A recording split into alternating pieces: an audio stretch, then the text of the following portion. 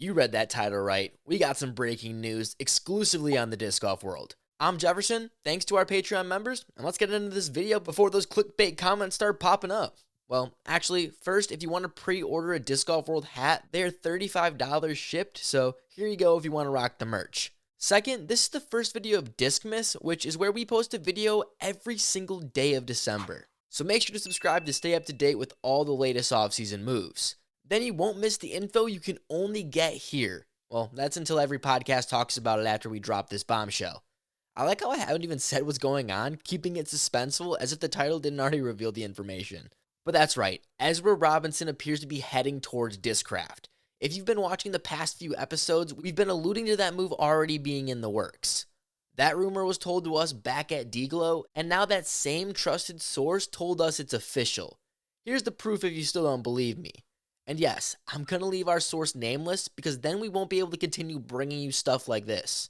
If you're wondering, I did ask if it was okay to reveal this information, as I know in the past some people don't like when sponsorships are told before the player has the chance to announce. Not sure if that's still the popular consensus, but hey, we're just trying to create meaningful and valuable disc golf dialogue during the offseason. Sorry, but I need a break from all these damn mystery box posts on Reddit. We get it, Discmania scammed you again, just like they do their players. What's new here? If you need any more proof that our source is to be trusted, here they are sharing us info from USDGC, along with plenty of more we were able to share you all throughout the season. After the Ezra news, I had to conduct some of my own research, which means head over to Instagram to see who he follows. Every year, this is the first thing I do, and you'd be surprised in how often that works.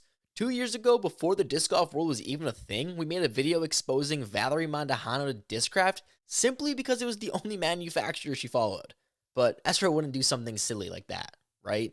I mean, he does follow Discraft, but that can't mean anything. After all, he's still following Prodigy, so maybe I was wrong. But then I had to look up Innova. Turns out he didn't follow them. Interesting. Let's check another. No to MVP, nope to DGA, none of the Trilogy weirdos. Thankfully not Lone Star. Kinda messed up you don't follow Clash, but oh well. All I'm saying is, why the hell would he only be following Prodigy and Discraft? Unless that's the next place he's going. Let us know in the comments below where you think Ezra ends up. But I'm gonna believe this Discraft stuff. If you believe that Instagram follower theory, let's try the same thing with Isaac. Brothers do think alike. I feel like people say that at least. He still follows Prodigy, which has to be in the contract. Why else would anyone be following them? But damn, he doesn't follow Discraft, so not a good sign.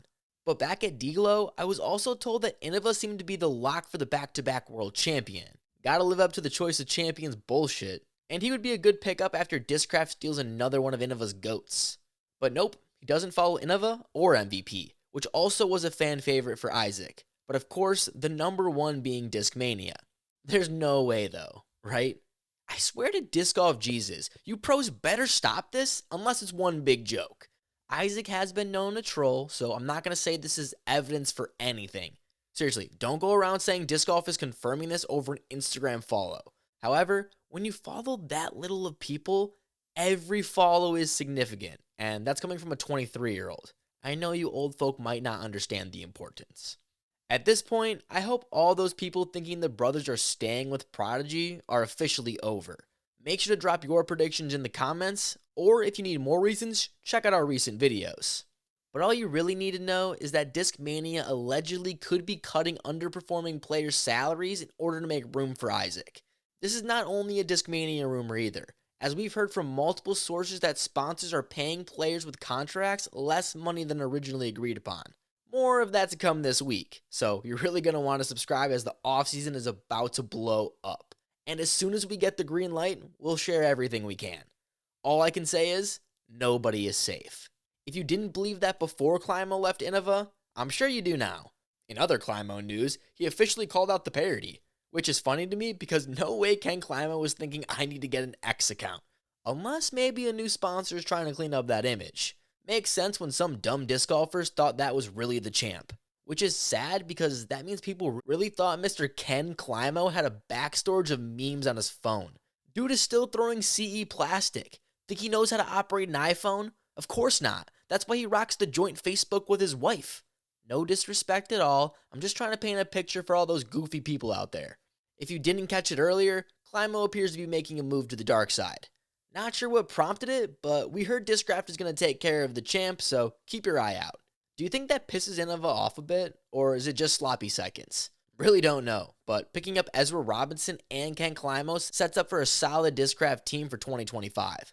Although, we gotta assume some players aren't gonna make the elite team. They should be throwing the absolute bag at Anthony Barella.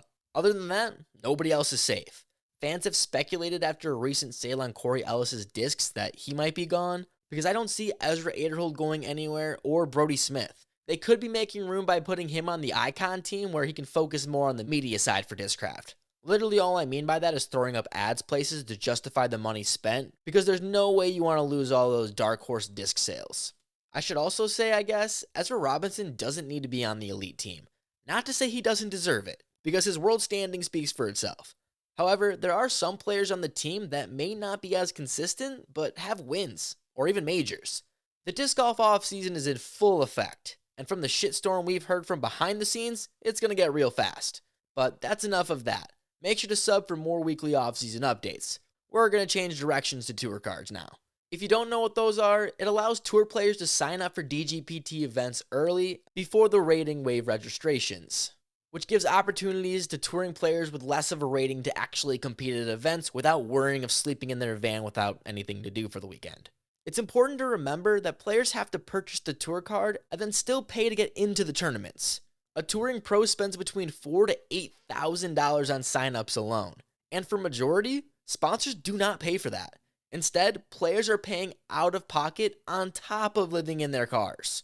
Where does the extra tour money go? Well, the DGPT, of course. Some have gone on to call this scheme a scam, and by some, I mean players. Doesn't help when you got people saying this. What exactly do players get with the tour card besides early registration? Well, from what I've gathered, their family gets free access to DGN, I guess. If I'm missing something, I would love to know more.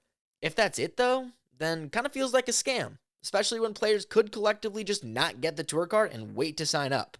The best players have the best ratings, and with the wave registration, odds are most would get in. For the past year, all we heard was it makes no sense to tour unless you're in the top 10.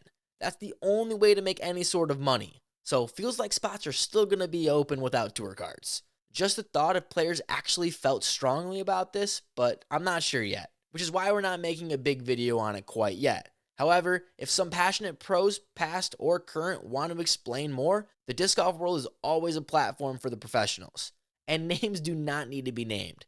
Same goes for any sort of off-season info that you want the fans to know. Swiss and I use this channel as a voice for the pros that feel scared to speak their mind because of pushback from fans, sponsors, or the DGPT. Just putting that out there in case you got some juice for us to tell the fans. If the fear of disc golf dying is real, then we really should push content throughout the entire winter, instead of whatever is happening now. How many years can we go with the same old thing over and over, not gaining more views? I love to see Drew Gibson out there making videos with Simon Lizotte. That's what we need. Personally, would rather a long conversation about disc golf topics than weird challenges, but that's just me. You just can't convince me a Drew Simon podcast wouldn't absolutely bang. And if you need someone to help the logistics, I think I know a guy. On that note, thanks for watching. We got tons more information coming soon, we just can't jump the gun quite yet, even though it's killing me on the inside. But unfortunately, we're to be trusted, which kind of really sucks. Whatever, I'll get over it. Make sure to subscribe if you haven't already, and we'll see you tomorrow for day 2 of Discmas.